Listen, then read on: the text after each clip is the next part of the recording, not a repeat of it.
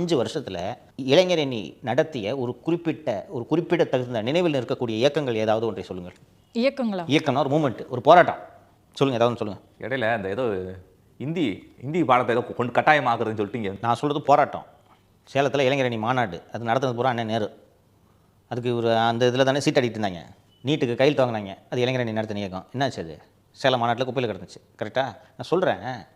இந்த வாக்கு திருட்டு என்று காங்கிரஸ் கட்சி முன்னெடுக்கக்கூடிய அந்த இயக்கம் வந்து இன்றைக்கி நீங்களும் இன்றைக்கி அது ஆதரவு நிலைப்பாடு எடுத்துட்டீங்க. தேர்தல் ஆணையத்தை கண்டித்து திமுக இளைஞர் அணி சார்பில் ஒரு மாபெரும் ஆர்ப்பாட்டம் நடத்தினா நல்லா இருக்குமா இருக்காதா?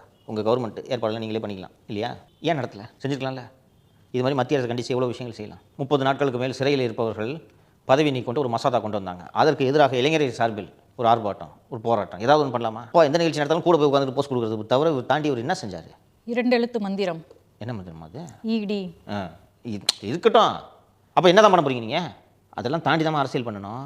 ஆனால் கனிமொழி விட்டிங்கன்னா, அவங்களுக்கு சுதந்திரம் கொடுத்தீங்கன்னா தொடர்ந்து இயக்கம் நடத்துவதற்கு அவர்களுக்கு அனுபவமும் இருக்கிறது, அதற்கான ஐடியாஸும் இருக்குது அவங்ககிட்ட. அப்போ உங்கள் மேட்சா?